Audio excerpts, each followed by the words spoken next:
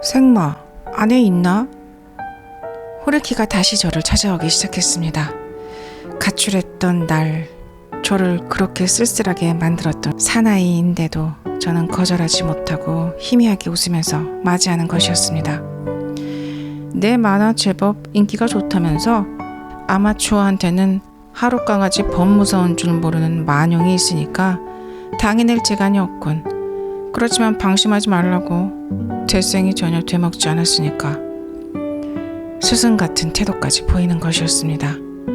내가 그린 도깨비 그림을 이 녀석한테 보이면 어떤 얼굴을 할까 하고 예의 헛된 몸부림을 쳤습니다.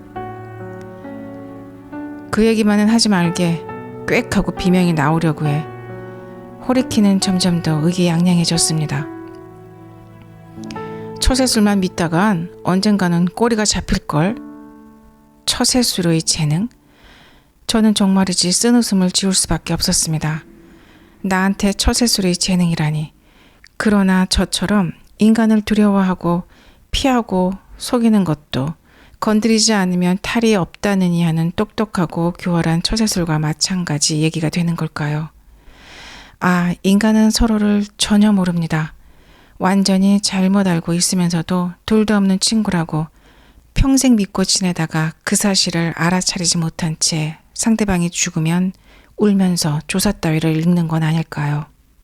호리키는 뭐니 해도 제 가출에 대한 뒤처리를 해준 사람이었기 때문에 마치 자기가 제 갱생의 대은인이 아니면 중매쟁이나 되는 것처럼 굴었고, 거들먹거리면서 저한테 설교 비슷한 얘기를 하기도 하고 한밤중에 취해가지고 와서 자고 가기도 하고 또 오웬을 빌려가곤 하는 것이었습니다. 그나저나 내 남봉도 이쯤에선 끝을 내야지. 더 이상은 세상이 용납하지 않을 테니까. 세상이란 게 도대체 뭘까요? 인간의 복수일까요? 그 세상이란 것의 실체는 어디에 있는 것일까요? 무조건 강하고 준엄하고 무서운 것이라고만 생각하면서 여태껏 살아왔습니다만, 호리키가 그렇게 말하자 불현듯 세상이라는 게 사실은 자네 아니야? 라는 말이 혀끝까지 나왔지만 호리키를 화나게 하는 게 싫어서 도로 삼켰습니다. 그건 세상이 용납하지 않아. 세상이 아니야. 너가 용서하지 않는 거겠지. 그런 짓을 하면 세상이 그냥 두지 않아. 세상이 아니야. 자네겠지. 이제 곧 세상에서 매장당할 거야. 세상이 아니라 자네가 나를 매장하는 거겠지. 너는 너 자신의 끔찍함, 기괴함, 악랄함, 능청맞음, 요괴성을 알아라. 갖가지 말이 가슴속에서 교차했습니다만 저는 다만 얼굴에 흐르는 땀을 손수건으로 닦으면서 진땀 나네 진땀 하고 웃을 뿐이었습니다. 그렇지만 그때 이후로 저는 세상이란 개인이 아닐까 하는 생각 비슷한 것을 가지게 되었던 것입니다. 그리고 세상이라는 것이 개인이 아닐까라고 생각하기 시작하면서 저는 예전보다도 다소 제 의지대로 움직일 수 있게 되었습니다. 시즈코의 말을 빌리자면 저는 조금 멋대로 굴게 되면서 쭈뼛쭈뼛 겁내지 않게 되었습니다. 또 호리키의 말을 빌리자면 이상하게 인색해졌습니다. 또 시게코의 말을 빌리자면 시게코를 별로 귀여워하지 않게 되었습니다. 말도 안 하고 웃지도 않고 매일매일 시게코를 돌아보면서 긴타씨와 오타씨의 모험이라든가 천하태평 아빠의 아류가 분명한 태평 스님이라든가 또 성질 급한 핀이라든가 하는 저 자신도 뭐가 뭔지 모르고 되는 대로 붙인 제목의 연재 만화 따위를 각 회사의 주문에 응하여 정말이지 실로 음울한 기분으로 느릿느릿 그리게 되었습니다. 이제는 그저 술값이 필요해서 붓을 움직였고 시즈코가 회사에서 돌아오면 휑하니 밖으로 나가 고엔지역 근처의 포장마차라든가 스탠드바에서 싸고 독한 술을 마시고 조금은 명랑해져서 아파트로 돌아오곤 했습니다. 보면 볼수록 이상한 얼굴이야. 태평스님의 얼굴은 사실 당신 잠든 얼굴에서 힌트를 얻은 거야. 당신 잠잘 때 얼굴도 꽤 늙었어요. 40은 다 된 남자 같아. 너 탓이야. 전기를 뺏은 거야. 물의 흐름과 사람의 팔자는 무슨 시름인가 강가의 버드나무? 소란 피우지 말고 빨리 주무세요. 아니면 식사하시겠어요? 역시 시즈코는 침착하게 전혀 상대도 하지 않았습니다. 술이라면 마시지. 물의 흐름과 사람의 팔자는 사람의 흐름과 아니 물의 흐름과 물의 신세에는 노래하면서 시즈코가 옷을 벗겨주면 시즈코 가슴에 이마를 갖다 대고 잠드는 것이 저희 일상이 되었습니다. 그리하여 그 다음 날도 같은 일을 되풀이하고 어제와 똑같은 관례를 따르게 된다. 즉 거칠고 큰 기쁨을 피하기만 한다면 자연히 큰 슬픔 또한 찾아오지 않는다. 앞길을 막는 방해꾼 돌을 두꺼비는 돌아서 지나간다. 우에다 빈 번역의 기샤를 크로인가 하는 사람의 이런 식구를 발견했을 때 저는 혼자 얼굴에서 불이 나는 것처럼 빨개졌습니다. 두꺼비. 그게 나야. 세상에 용납할 것도 용납하지 않을 것도 없지. 매장이고 뭐고 할 것도 없어.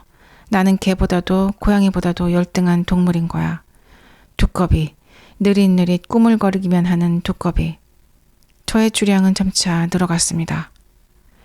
고엔 지역 부근뿐만 아니라 신주쿠, 긴자 방면까지 원정을 가서 마셨고 외박을 하기도 하고 그저 무턱대고 이제까지 관습을 따르지 않으려고 바에서 무례한 흉내를 내기도 하고 닥치는 대로 키스를 하기도 했습니다. 즉 또다시 정사 이전에 아니 그때보다 더 거칠고 야비한 술꾼이 되었고 돈에 쪼들려서 시즈쿠의 옷가지를 들고 나가 전당포에 잡히는 지경이 되었습니다.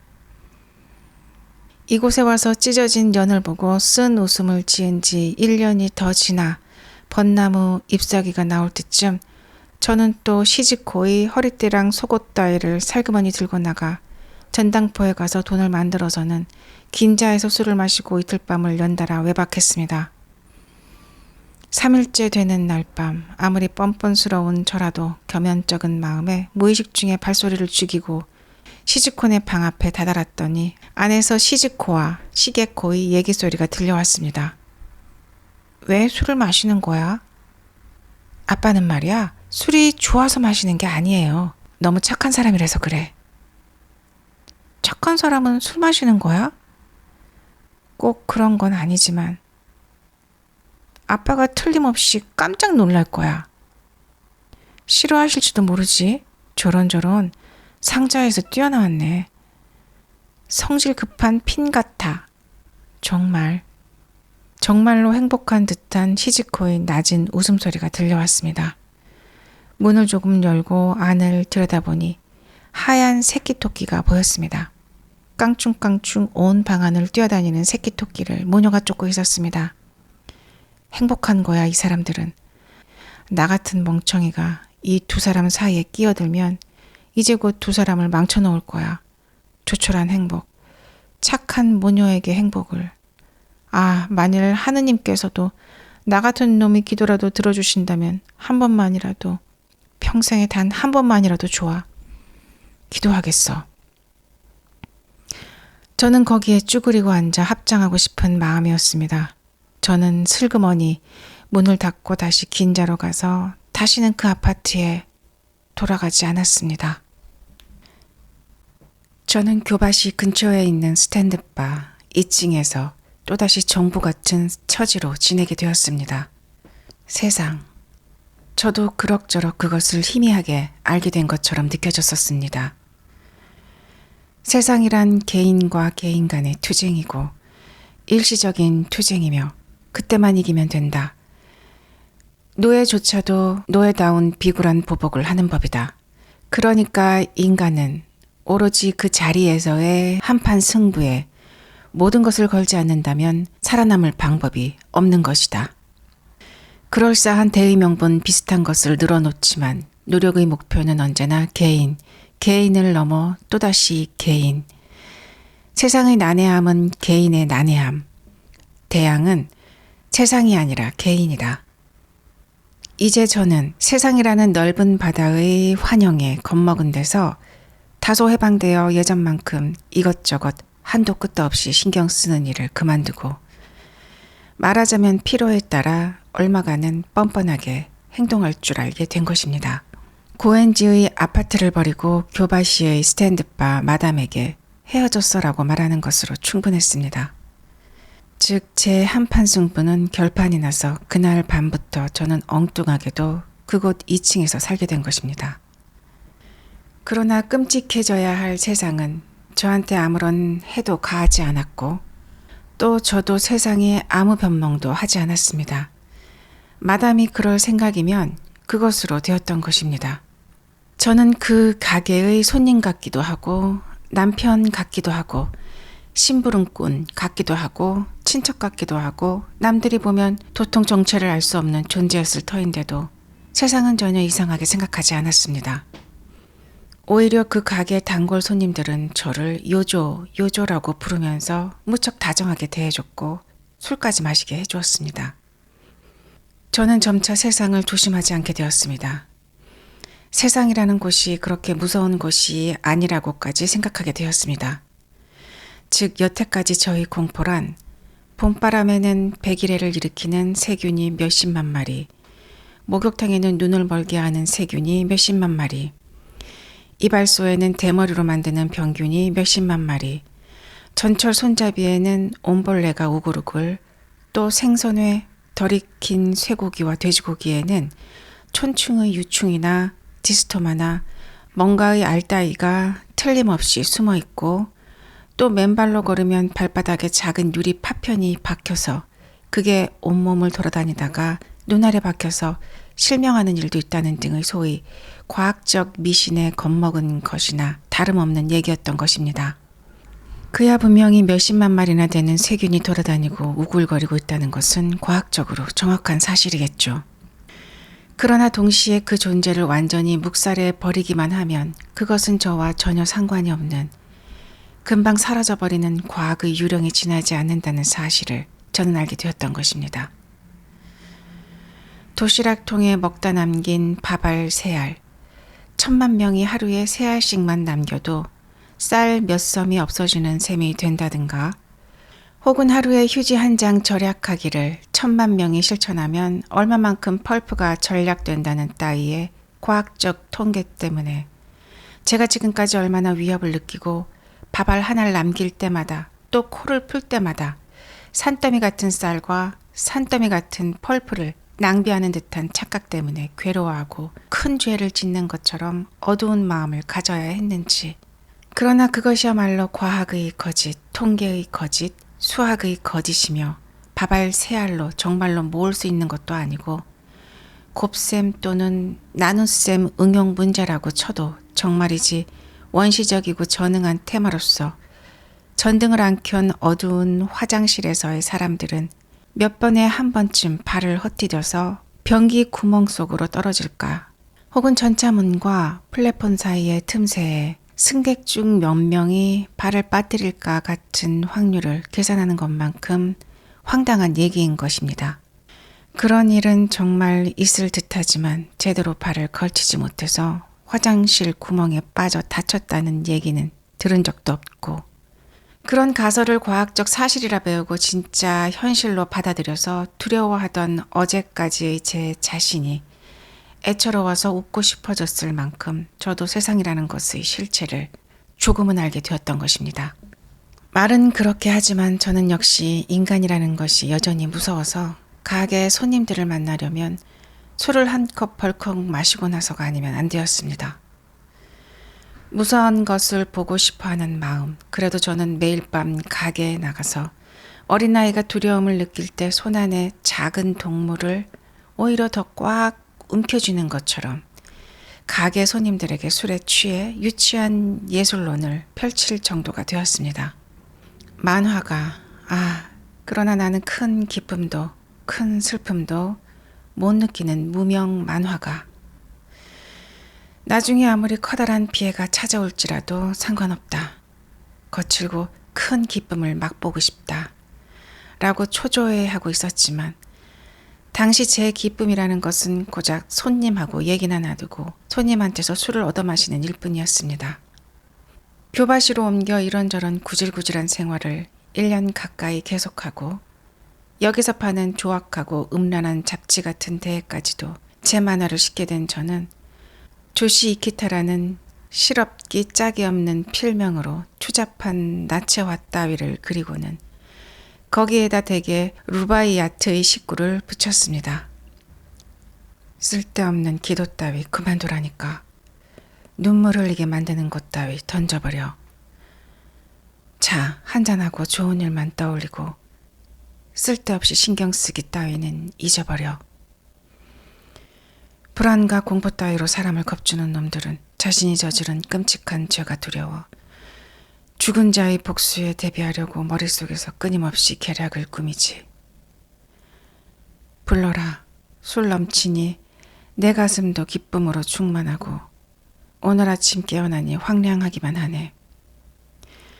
기이하다 하룻밤 사이에 달라진 이 기분이라니. 뒤탈 따위 생각하는 건 그만둬. 멀리서 울리는 북소리처럼 왠지 그 녀석은 불안해. 방귀 낀 것까지 일일이 죄로 친다면 못 살지. 정의가 인생의 지침이라고. 그렇다면 피로 물든 전쟁터에 암살자의 칼 끝에 어떤 정의가 깃들어 있다는 것인가? 어디에 지도의 원리 있는가? 무슨 예지의 빛 있는가? 아름답고도 끔찍한 것은 이 세상이니 연약한 사람의 자식은 짊어질 수 없을 만큼의 짐을 짊어지고 어떻게도 할 수 없는 정욕의식가 심어진 탓에 선이다 악이다 죄다 벌이다 하며 저주받을 뿐 어쩌지도 못하고 그저 갈팡질팡할 뿐 눌러 꺾을 힘도 의지도 점지받지 못한 탓에 어디를 어떻게 싸다니고 있었던 게야. 뭐 비판, 검토, 흥, 헛된 꿈을 잊지도 않은 환영을. 에헷, 술이나 안 마셨으니 모두 헛된 생각이라고. 어때, 이 한도 끝도 없는 하늘을 보렴. 그 가운데 콕 떠있는 점이라고. 이 지구가 뭐 때문에 자전하는지 알게 뭐야. 자전, 공전, 반전도 마음대로라고. 모든 곳에서 지고한 힘을 느끼고 모든 나라 모든 민족 속에서 동일한 인간성을 발견하는 나는 이단자라나 봐. 모두 성경을 잘못 읽고 있는 거라고. 아니면 상식도 지혜도 없는 거라고. 살아있는 육신의 기쁨을 금하고 술을 못 먹게 하고. 됐어 무스타파. 나 그런 것 끔찍히 싫어해. 그렇지만 그 시절 저에게 술을 끊으라고 권하는 처녀가 있었습니다. 안 돼요. 매일 대낮부터 취해 계시면. 바 건너편에 있는 작은 담배 가게의 17, 8 정도 되는 아가씨였습니다. 사람들에게 요시코라고 불렸고 얼굴이 하얗고 덧니가 있는 아이였습니다. 그 아이는 제가 담배를 사러 갈 때마다 웃으면서 충고를 하곤 했습니다. 왜 안 되지? 뭐가 나빠? 사람의 아들이여 술을 실컷 마시고 증오를 없애라. 없애라 없애. 라는 페르시아의 옛 격언도 있어. 에이 그만두자. 지치고 슬픈 가슴에 희망을 가져다 주는 것은 다만 거나하게 취해 있는 옥잔이라고. 알겠어? 모르겠어요. 이 녀석 키스할 테다. 해줘요. 겁을 내기는커녕 아랫입술을 내미는 것이었습니다. 이런 바보 정조관념. 그러나 요시코의 표정에서는 분명 아무에게도 더럽혀지지 않은 천연 냄새가 났습니다. 새해가 되고 매섭게 추웠던 어느 날 밤, 저는 취한 채 담배를 사러 가다가 담배 가게 앞 맨홀에 빠졌습니다. 요시코 살려줘 하고 소리쳤더니 요시코가 저를 끌어내서 오른쪽 팔에 입은 상처를 치료해 줬습니다. 그때 요시코는 차분하게 너무 많이 마시네요 라고 웃지도 않고 말했습니다. 저는 죽는 것은 아무렇지도 않았지만 다쳐서 피가 나고 불구자가 되는 것은 절대 사절이었기 때문에 요시코한테 치료를 받으면서 술도 이제 끊을까 하고 생각했던 것입니다. 끊겠어. 내일부터 한 방울도 마시지 않을 거야. 정말? 꼭 끊을 거야. 끊으면 말이지 요시코. 내 각시가 돼줄래? 각시 얘기는 농담이었습니다. 무리죠. 물이란 물론의 준말입니다. 모보라느니 모가라느니 당시에는 여러 가지 준말이 유행하고 있었습니다. 좋아. 손가락 걸고 약속하자. 틀림없이 끊을게. 그리고 다음 날 저는 또 대낮부터 술을 마셨습니다. 저녁 나절 비틀비틀 밖으로 나가 요시코네 가게 앞에 서서 외쳤습니다. 요시코, 미안. 마셔버렸어. 어머, 장난치지 마요. 술 취한 척하고. 했습니다. 술 기운이 확 달아나는 느낌이었습니다. 아니, 정말이야. 정말 마셨다고. 취한 척하는 게 아니야. 놀리지 말아요. 못됐어. 전혀 의심하려고도 않는 것이었습니다. 보면 알 텐데 말이야. 오늘도 대낮부터 마셨어. 용서해줘. 연기도 잘하시네. 연기가 아니라니까, 바보. 키살태야. 해봐요. 아니야. 내게는 자격이 없어. 각시가 되어달라는 것도 단념하는 수밖에. 얼굴을 봐. 빨갛지? 정말로 마셨다니까. 그야 석양이 비치니까 그렇죠. 날 속이려 해도 안 될걸요. 어제 약속했는데 마실 리가 없잖아요. 손가락 걸고 약속한 걸요. 술을 마셨다니 거짓말. 거짓말쟁이. 어두컴컴한 가게 안에 앉아서 미소 짓고 있는 요시코의 하얀 얼굴. 아, 더러움을 모르는 처녀성의 숭고함. 나는 여태껏 나보다 어린 처녀랑 잡은 적이 없다. 결혼하자. 그 때문에 나중에 아무리 큰 피해가 닥친다 해도 상관없다. 난폭할 만큼 큰 기쁨이 평생에 단 한 번이라도 상관없다. 처녀의 아름다움이라는 건 바보 같은 시인들이 달콤하고 감상적인 환영에 지나지 않는다고 생각하고 있었는데 이 세상에 정말로 존재하는 것이었구나. 결혼해서 봄이 되면 둘이서 자전거 타고 아오바 폭포를 보러 가야지 하고 그 자리에서 결심하고 소위 단칼 승부로 처녀성이라는 요시코의 꽃을 훔치는데 주저하지 않았습니다. 그렇게 해서 이윽고 저희는 결혼했고 그로써 얻은 기쁨은 결코 크다고 할 수는 없었지만 그 후에 온 비애는 처참함이라고 해도 모자랄 만큼 정말이지 상상을 초월할 정도로 컸습니다. 저에게 세상은 역시 바닥 모를 끔찍한 곳이었습니다. 결코 그런 단칼 승부 따위로 하나부터 열까지 결정되는 손쉬운 곳이 아니었던 것입니다. 호리키와 나 서로 경멸하면서도 교제하고 서로를 쓸모없는 인간으로 만들어가는 그런 것이 이 세상의 소위 교우라는 것이라면 저와 호리키의 관계도 교우였음에 틀림없습니다. 저는 교바시 스탠드바 마담의 의협심에 호소하여 담배가게의 요시코를 내연의 처로 맞이할 수 있었습니다. 스키지의 스미다강 근처에 있는 목조로 된 작은 2층 건물의 1층에 방을 얻어서 함께 살게 되었습니다. 술을 끊고 슬슬 제 고정직이 되기 시작한 만화 그리기에 정성을 쏟고 저녁 식사 후에는 둘이서 영화를 보러 가기도 하고 돌아오는 길에는 다방 같은 데 들리기도 하고 또 화분을 사기도 했습니다. 아니 그보다도 저를 마음속으로부터 믿어주는 이 어린 신부가 하는 말을 듣고 그 행동을 바라보는 것이 즐거워서 나도 어쩌면 차차 인간다운 것이 되어서 비참하게 죽지 않게 되는 게 아닐까 하는 달콤한 생각이 희미하게 가슴속을 훈훈하게 덮여주기 시작하던 참에 호리키가 다시 제 앞에 나타났습니다.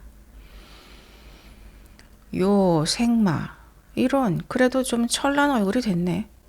오늘은 고엔지 여사로부터 심부름인데 말이야. 말하다 말고는 갑자기 목소리를 낮추고 부엌에서 차 준비를 하고 있는 요시코 쪽을 턱으로 가리키면서 괜찮아? 하고 묻기에 괜찮아. 무슨 얘기를 해도 상관없어. 라고 저는 침착하게 대답해 주었습니다. 사실 요시코는 슐레의 천재라고 부르고 싶을 만큼 교바시의 바 마담과의 관계는 물론 제가 가마쿠라에서 저지른 사건에 대해 말해줘도 스네코와의 사이를 의심하지 않았습니다. 그것은 제가 거짓말을 잘해서가 아니라 때로는 노골적으로 말했는데도 요시코한테는 그것이 전부 농담으로 밖에는 들리지 않는 것 같았습니다. 여전히 우쭐거리고 있군. 뭐 별 이야기는 아니고 말이야. 가끔은 고엔지 쪽에도 놀러 와달라는 말씀이더군. 잊을만 하면 괴조가 날아와서 기억의 상처를 부리로 쪼아 터뜨립니다. 금방 예전의 죄와 부끄러운 기억들이 생생하게 눈앞에 펼쳐지면서 왁 하고 소리치게 될 것 같은 공포 때문에 가만히 있을 수가 없게 된 것입니다. 마실까? 내가 물으면 좋지. 대답하는 호리키. 저와 호리키 둘은 겉모습은 닮았습니다. 똑같은 인간인 것처럼 느낄 때도 있었습니다. 물론 그건 싼 술을 여기저기 마시러 다닐 때의 이야기일 뿐입니다만 어쨌든 둘이 얼굴을 마주하면 금방 똑같은 모습의 같은 수준의 개로 변해서 눈 내리는 시가지를 싸돌아다니는 게 되는 것이었습니다. 그날 이후로 저희는 옛정을 되살린 꼴이 되어 교바시의 작은 바에도 함께 갔고 그리고 끝내는 고엔지의 시즈콘의 아파트에도 거나하게 취한 개 2마리가 되어 찾아가서 자고 오게끔 되었습니다. 잊어지지도 않습니다. 찌는 듯한 무더운 여름밤이었습니다. 호리키가 저녁 무렵 후줄근한 유카타를 입고 스키지에 있는 저희 집에 와서는 오늘 그럴 만한 일이 있어서 여름 양복을 전당포에 잡혔는데 노모가 알면 곤란하다. 금방 되찾고 싶으니 무조건 돈을 꿔달라는 것이었습니다.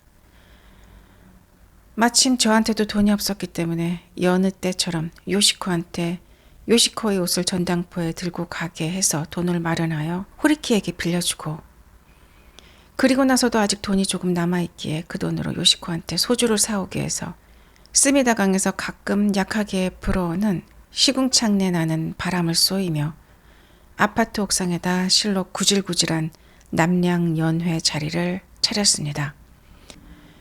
저희는 그때 희극 명사, 비극 명사 알아맞히기 놀이를 하였습니다. 이것은 제가 발명한 놀이로 명사에는 모두 남성 명사, 여성 명사, 중성 명사 등의 구별이 있는데 그렇다면 희극 명사, 비극 명사의 구별도 있어야 마땅하다. 예컨대 진기성과 기차는 둘 다 비극 명사고 전철과 버스는 둘 다 희극 명사다. 왜 그런지를 이해 못하는 자는 예술을 논할 자격이 없다. 희극의 하나라도 비극 명사를 삽입하는 극작가는 이미 그것만으로도 낙제, 비극의 경우도 똑같다는 논법입니다.